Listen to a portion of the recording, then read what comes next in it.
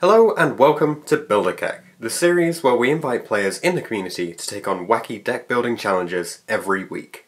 As always, we start with a theme randomly selected from a list of 100.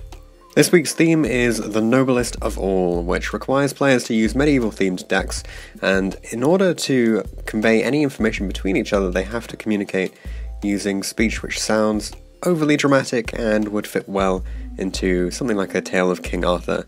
As a recompense, I will be reading out every single such phrase in a fairly dramatic voice as part of this video, so stay tuned to see an awful lot of that.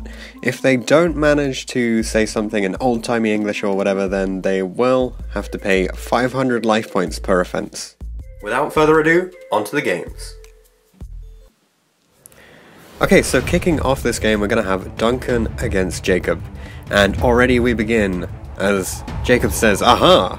Is that a fellow knight I spot in the distance?" "Well met, I am searching for a knight to test my dueling skills against." Oh, again. "Fool, a blade is always blunted by a stone. Any real knight would know that. Then, sir, Dunco Seca, let us duel." So, Jacob begins. Noble Knight Durston with Excalibur. And he goes for the Castellan, which just special summons itself for free. What do we have here? "You don't have blades capable of breaking stones? You will be no match for me," says Duncan. "That, sir, is a slight upon thine honour. Prepare yourself. I special summon my noble knight, Castellan. Ah, a fine warrior indeed. It links with my noble knight Dristan to form the beautiful Isolde, who calls 2 friends from the deck to my cause." So this will be adding 1 and then sending 3, is it? Oh, or is he sending a 4th? Sending a 4th in order to summon boars from the deck. He then goes for the Gawain, which can summon itself. "And since my noble knight Bors remains uncorrupted, noble knight Gawain is able to join him. And now, we're going to see something crazy. We're going to see, behold, Artorigus. Ah, finally a worthy opponent to test my skills against. It is an honor, sire," says Duncan. "The pleasure is mine, Artorigus. Effect. And now, the effect of my noble knight Caliburn." So already Jacob setting up an impressive board here. His protection from destruction. What does this do? It gets extra life points and damage in. And I think this is a targeting one, is it? Yeah, can't be targeted by opposing card effects. But Duncan proceeds. "One day, I too hope to be skillful enough to wield 3 swords at once. I call upon one of my squires." So with the help of unexpected die, out comes Noble Knight Artorigus. "He looks like my monster! Shock horror! 2 Artorigus. I then normal summon another of my friends, the Noble Knight Dristan. A wise and worthy foe we see here. Out comes the Isolde. I shall link summon Isolde, and tell the second of these glorious tales. I then use the power of Isolde to send an armory of the greatest swords in the land to the bottom of this lake." "You are just copying me, good sir," says Jacob.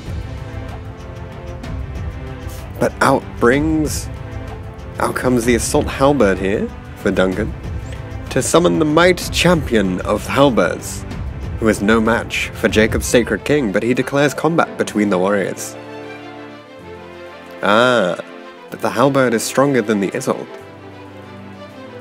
"And this allows me to search for more soldiers to help defend Camelot." We see the field spell come out. "I'll use the effect of my round table." "This round table may pose a problem," says Jacob. "The table should not be a problem for anyone. It is round so that all may sit as equals. Once more I use the ability of my noble arms Caliburn." So we see Jacob gaining life points here. "Next, I will normal summon my gallant noble knight Gualtravad.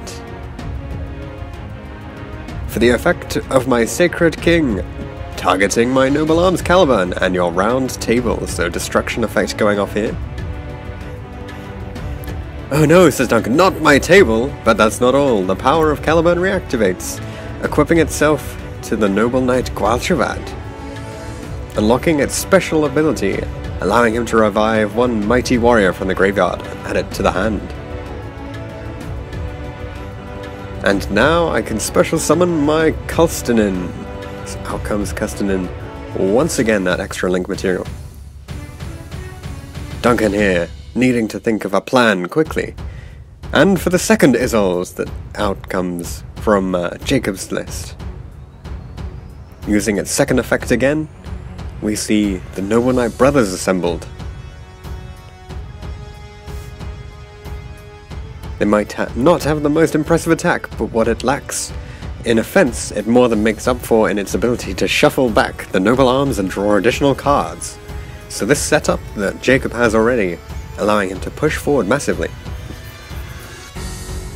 Conserving your resources is a wise decision for any warrior. Many kings could learn from that. My mistake, duelist. That noble arms Caliban should have been in the graveyard after the destruction of my noble knight Gualchuad. Now for assistance from the beyond for my Kulstanin. When linked for Isolde, conferred an enchantment onto said Isolde for the rest of the turn. Said enchantment allows me to normal summon an additional time this turn, bringing out a Peridot. Where is he going here? Come forth, Noble Knight Peridot, face the king once again. His effect once more activates. And now we see 5 noble arms here. The newest of my kings, by contrast, wields the power of Caliban, Gallatin, and Excalibur.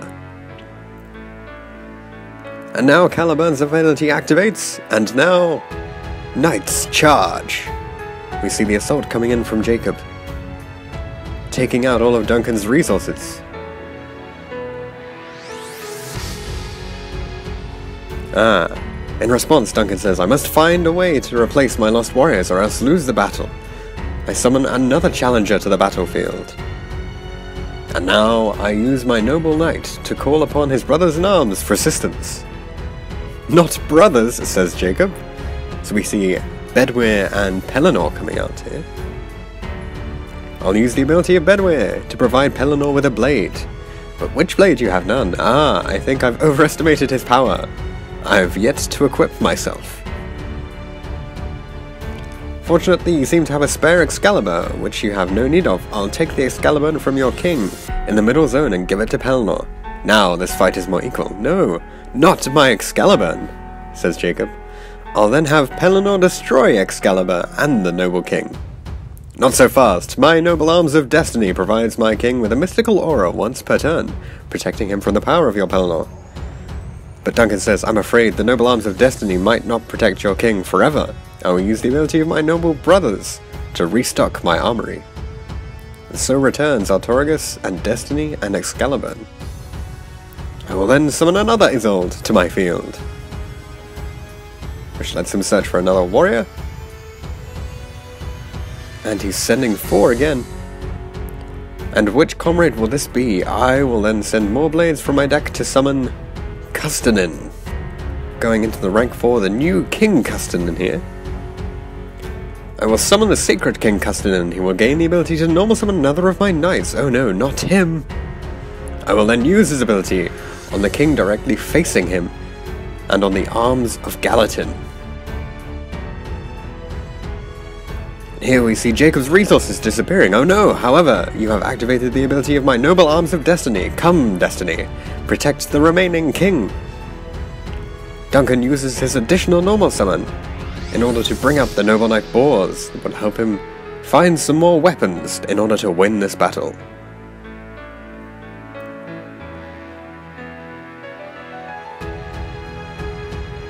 My mistake, he says.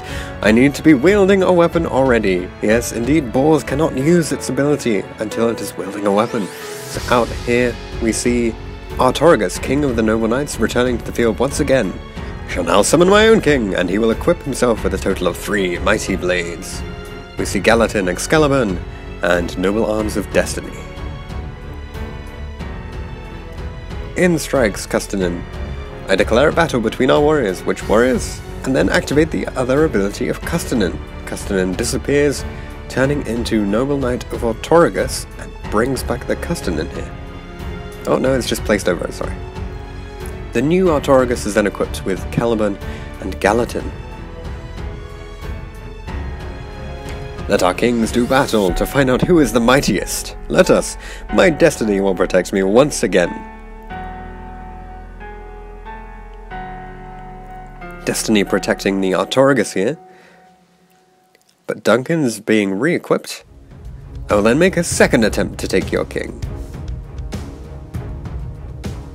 Not my second king, says Jacob. He is now entirely lost of resources apart from his Isolde and the Caliburn here.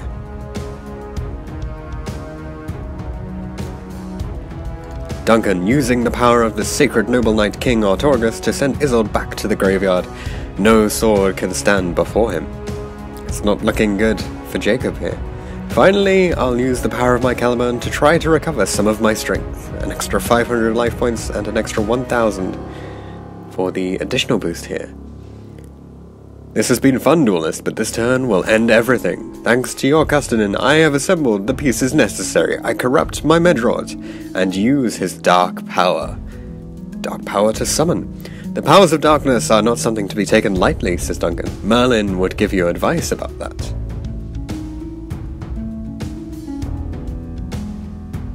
Out comes another Isolde here. Isolde! Effects!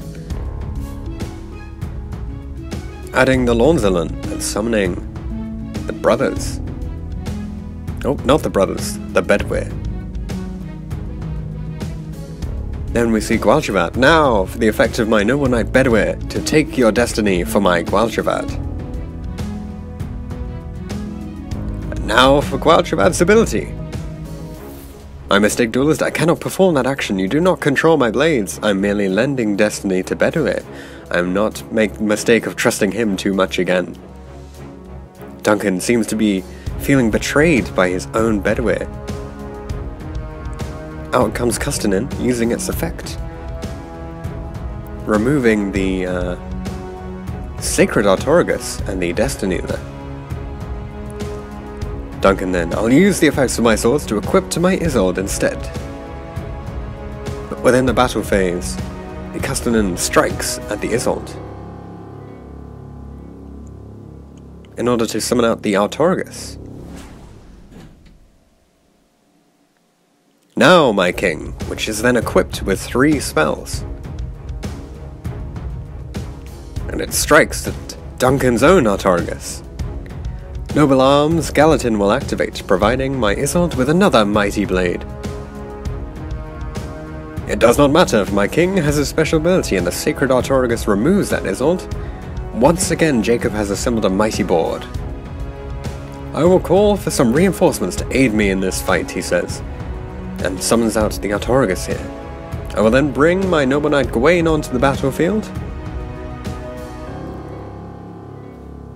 and then bring forth the King Artorigus. He equips himself with 3 swords of his choice, and then uses his power to destroy the 3 equipped swords that Jacob has on his Artorigus.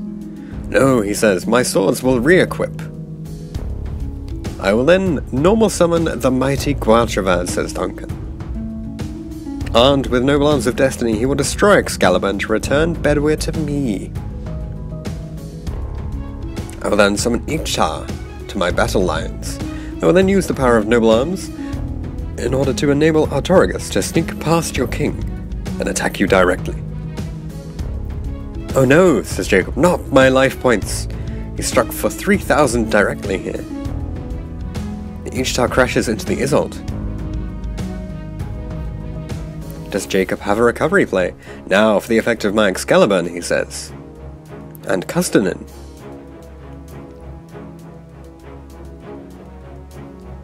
Then Jacob is attempting to use the Marauding Captain here. But first Duncan wants to re-equip the swords onto his Gwalchavad.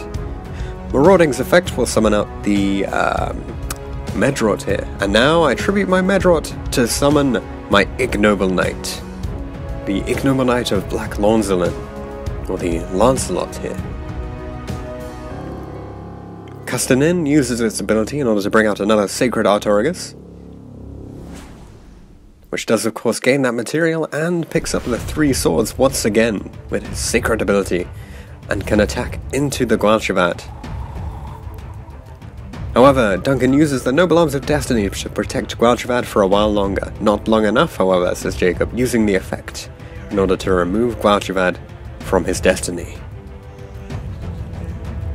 Duncan uses the power of his captain to bring Noble Knight Bedouin to him.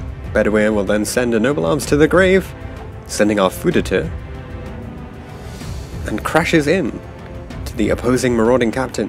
However, Duncan is left on very low resources at this point. This is it, Sir Duncan. I normal summon my Noble Knight brothers.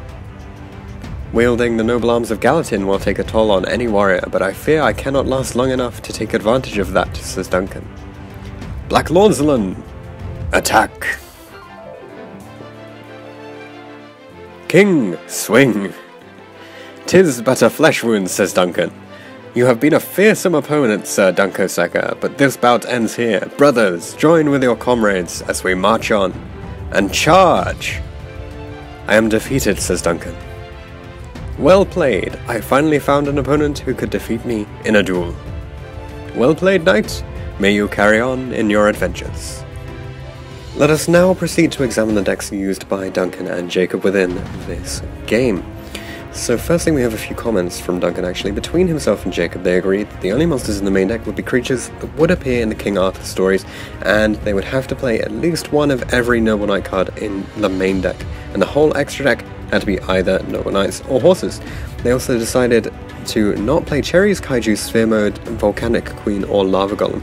And this was essentially decided because the mirror sounded especially boring if it involved a kaiju getting summoned each time that you brought out a monster, although it could have ended up with some funny comments about monsters, of course, being eaten by kings. So looking at the deck itself, they have both gone for the 60 card variant. They have played an identical mirror match here. So we begin with the Magical Mystery of Merlin, who we unfortunately did not see coming out within this game. We have Madrot, of course, Gawain, the brothers, Custonin, the brand new Noble Knight card, Boars here too, as well as Pelennor, also new, Gwalchavad, Bedouin, Perida, Black Lornzelin, Ichtar, Tristan, Artorigus, the Lady of the Lake, and Gwennifer. Also 3 Marauding Captain here for bringing out more monsters to make your Isolde live, and triple Assault Halberd, double Lord Guy the Fierce Knight here, and then the new Glory of the Noble Knights, Noble Arms of Destiny, Noble Arms Excalibur, Gallatin, 1 Caliburn, Arfuditor, 1 Clarent, which I believe is new, Living Fossil, Last Chapter, then also Round Table, which we saw, Instant Fusion, Unexpected Die, Rota, Monster Reborn, Foolish, and of course Soul Charge, so that you can fill up on those big monster boards. Within the extra there's Illuminite, Excalibur, Gandiva, the Ken Gorgon here, Custonin, double Artorigus, double Sacred Artorigus, 1 Rongo Miniad for when you bring out those power plays with Soul Charge or just last long enough, 1 High Lornzelin, 1 Carvanala Warrior, double Isolde, and 1 Nightmare Unicorn. So I believe there are a few tweaks between the different decks, but this is Duncan's variant. With the side deck, triple Cyclone, triple Mirror, triple Collected Power, triple Typhoon, double Different Dimension Ground, and finally 1 Lancelot Dark Knight of the Underworld. Hence we shall progress with a match between Hardcore War and Lewis 7. Already the two have engaged in battle twice, each conceding defeat once. And we begin with Hardcore War. A gracious conceit, wizard. Let battle commence. Lewis will be taking the first turn here. And we see Spellbooks and Sky Strikers combined. Good luck, Sir Knight. Good luck, Master Wizard. My knowledge is well placed this time. Knowledge discarding fate here. We shall see, says Sam. He uses the Hornet to summon the token and brings up Prophecy. Truly, I have a hand reminiscent of bricks and mortar, such as comprise a dwelling, says Sam. So clearly unhappy with his hand here, although it is a mystery to us at this moment. Hayate, eating up that token and going through to an engage. Well, it would indeed seem that my hand consists of spells which should have been left by my side, and not taken with me into battle in this here third game. For he has included an evenly matched here. Adds back an engage, and then uses engage again. Your foolishness betrays you again, wizard, says Sam. It shall be your demise. Goes through into Shizuku, And in the end phase, it uses Prophecy in order to add secrets. And the High Priestess. And is he going to use the Shizuku? Yep, he adds the Jamming Waves. Sam begins his turn, setting 4 spells and playing Demise itself. Fear my power, wizard, for I now release powerful magic upon ye. The card of Demise. Mine eyes doth taketh interest in thee, that spell impresses even a wizard, says Lewis. They deceive you not, says Sam. Hearken, there is more. I call upon the mighty king himself. The king's knight. You bring with you a king? Verily I do, says Sam. Meet your downfall, wizard. Bow before his majesty. Whilst a bow to thee I must give, do not think I shall surrender, says Lewis. Then suffer his wrath, says Hardcore War. My military prowess is unrivaled. He equips with United We Stand twice. And on top of that, a Divine Sword Phoenix Blade. Merlin's beard, the king is mighty. So he gains 800, twice over, and an additional 300 on top, 1900 here, so a 3500 attack monster, but it will be reduced by 400 due to Lewis's graveyard. My king now boasts 3500 attack. Alas, you are safe from damage. Safe from damage this turn. What an advantage you have, says Lewis. However, your beast is not immune to the fires of hell, says Sam. I feel we are not at all well matched in this battle, says Lewis. My king moves to strike down your creature, who fought well. Alas, a wizard can always turn the tide in battle. But a lesser force than my king, says Sam. That is truly the most evil of magics, wizard. Evenly matched here, flipped face up, long outlawed. Or at least should be. Alas, I like to maintain my king. A wizard does not live by the laws of the king's land, says Lewis. As well as his united force, says Hardcore War, because he is indeed keeping 3 cards here. Indeed, he will still be a strong king, says Lewis. He moves to summon Kagari, adding back the engage. Then plays the engage to add a Hornet Drones, and uses Hornet Drones alongside a Widow Anchor here. What devilry is this, says Sam. Your magic is powerful, wizard.